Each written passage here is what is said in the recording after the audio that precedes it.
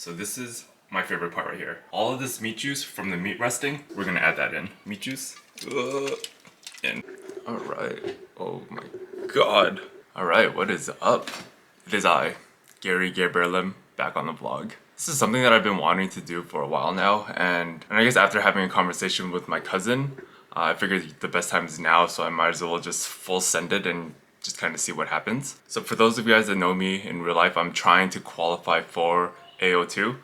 I am a highly mediocre weightlifter. I don't really think I'm that good, but if I qualify for AO2, I will be an even better highly mediocre weightlifter. So my current unofficial total is 193, and to qualify for AO, I need to be at 203. I need to add about 10 kilos to my total, which is completely doable, but at the same time, I also need to cut. I weighed in this morning at about 184-ish pounds. I'm about 6 weeks out, and I need to cut about 6 to 7 pounds. So I think that's completely doable. But I think the most interesting thing about me that probably not a lot of people know about is I'm actually on the carnivore diet. I don't really like to say diet. I feel like diet just has this negative connotation. So I've been off and on carnivore for the last year. I've tried getting off carnivore and I always find myself coming back to it.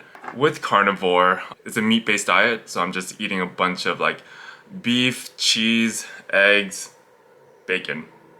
Yeah, I think that's really it. I'm a carnivore Olympic weightlifter. I really got hooked onto carnivore. I actually went Barbell Brigade, first made their carnivore video, but they were talking about carnivore, and you know, it's funny enough that around that time, I accidentally went carnivore. Man, there was like a week where like I really wanted to like cut and eat leaner. I must have been feeling heavy, or I gained like a bit of weight. One week where I just ate meat and salad and vegetables, like just meat and vegetables essentially, like no carbs. And I feel like the more like, how do you want to say this? One of the more common thought processes that people think is like, oh, you need carbs for energy. And you're not going to be able to go through your workout without these carbs because that's your main energy fuel source. And you know, that was what I was initially first worried about is, oh, like you need the carbs. But that week where I went essentially pseudo carnivore was, you know, just meat, vegetables, and I felt completely fine. You know, like I felt like I didn't really run out of energy. Some of my like own personal experiences as I got deeper into the carnivore diet was, or you know, not actually when I got deeper into it, but actually when I went back away from it. On carnivore, I felt like I had like a surplus of energy. One of the best things about carnivore, in my opinion, is if you do it right, you feel full. You're eating so much fats that you just feel really, really full. And if you do it right, you really only need to eat like one meal, maybe 2 meals a day. There'll be days where I've had like a big carnivore dinner and I'll wake up the next morning feeling full and I won't get hungry again until the next evening. I personally like that because I feel like it works a little bit better into my like lifestyle where I don't need to like plan my meals, or like it just takes away less time from my day. And I feel like when I've been off of carnivore and I start taking in carbs again, I start to get all of these like carb cravings, and you know, like I don't really feel like I'm full. I don't really feel like I'm satisfied. I'll eat, you know, carbs like pre-workout, and I swear like mid-workout or just a few hours later, I'll be hungry again. And it's like, it's just so annoying because I feel like I just get slowed down because I need to like eat something again. One of the biggest things that I love about carnivore is you're just full. You're just full and I don't feel like I run out of energy. Yeah, so I'm planning on doing carnivore, and I'm mainly like curious to see if this is something that I can like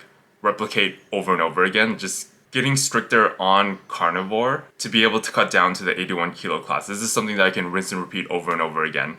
I'm planning on doing like a water cut just to be safe. But yeah, I figured I'd just kind of like vlog this whole experience, vlog training, maybe vlog carnivore and what I eat and stuff like that. And yeah, hopefully some of you guys find this interesting. Alright guys, we are in the kitchen and I'm going to show you guys probably my most common carnivore meal nowadays, and this is the meal that I'm going to use primarily for the next 6 weeks. Alright, so we got the cast iron pan heating up, we got our meat, butter, bacon. Alright, so the pan is nice and hot now, so we have the bacon, kind of like spread that around, kind of let the fats get out from that bacon.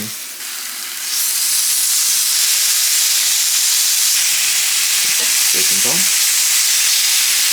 Alright, bacon looks like it's just about done. Starting to get that nice golden brown, crispy texture. Probably gonna take these off the pan pretty soon. I don't know if you guys can really see that, but yeah, it's there. So bacon looks like it's about done, so I'm taking these off the pan now. So now there's like a bunch of like bacon grease on the pan. So what we're gonna do is now we're gonna add butter. Now we're gonna have this mixture of butter and bacon fat.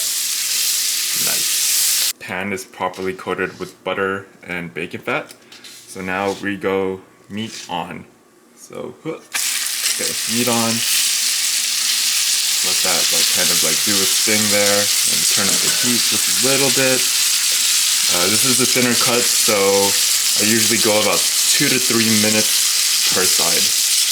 I feel like one of the common misconceptions about carnivore or any sort of keto diet is it's not just a low carb diet or no carb diet, but I think more importantly, it's a high fat diet. We're using fats for energy, so it's important to be consuming those fats. So I like using bacon first because one, it coats the pan with bacon grease. It gives me a lot of fats to work with, and the bacon itself serves as an appetizer. So it's been a few minutes now, so I'm gonna go ahead and flip this. I could have waited a little bit longer, but you know what, that's fine. It's a thin cut, so I don't want to like overcook this. Alright, this is looking about good to me. So I'm gonna go ahead and I'm just gonna take this off. Down, put that there. Second meat, on. Right in there. And I'm gonna rest this guy. It's pretty thin. You don't really need to rest it, but I like to rest it a little bit. Especially with the chuck steaks, like these are, the thicknesses kind of vary. And so if it's a super thick piece, I'll like wrap it a little bit more. This is like a thinner piece. So I'm gonna leave that fairly open. And yeah, I'm just gonna let that do its thing. Alright, so I needed to go off camera for a bit just to do this part, but took the first meat off. You see like nice little bit of pink there. It's just perfect. But yeah, cut that up. Got the second one resting a little bit, so I'm gonna take this and I'm gonna go ahead and just add all of these to a bowl.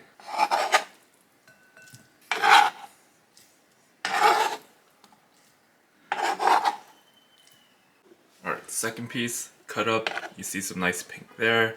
Add that to the bowl. Ooh. Okay, so this is probably where I stray away from a true carnivore diet, is I like to add the salsa. I got this from Target, and I like it because it kind of gives me more flavor. It's literally, where is it? 2 grams of carbs per serving, so I'm like, it's basically insignificant. Literally, if I use like 4 or 5 servings, that's like 10 grams of carbs, so I don't really care about that. And for me, if I ever get bored of the flavor, I just switch out the salsas. I use a different salsa, and I can rinse and repeat that over and over again. But salsa in. Alright, so now we got our meat and our salsa. Just gonna give that like a little mix. Alright, so this is my favorite part right here. All of this meat juice from the meat resting, we're gonna add that in. Meat juice in. It'd be a lot neater if I wasn't filming. But yep. And that gives it so much flavor. Then we mix that a little bit more. And so this is our final product here, and it's just this like glorious mess of just beef, salsa, bacon, butter. Nice. Cheers.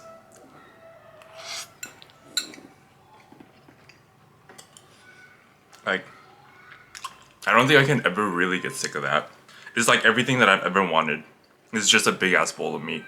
You can't go somewhere and just buy something like this, you know? And it's like significantly cheaper for me to just make it at home. And like, I swear, like, and literally like the life hack for me, just switch salsas. Switch salsas every time I get a little bit bored of the flavor. And it's like a brand new dish.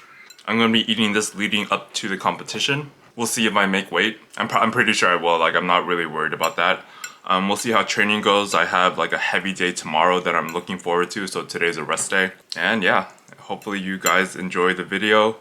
I guess I should say like, comment, subscribe, because I feel like that's what a lot of YouTubers do. So yeah, that or don't. I'll still sleep at night and the sun will still rise tomorrow. Thank you guys for watching, and I'll see you guys in the next one. Peace.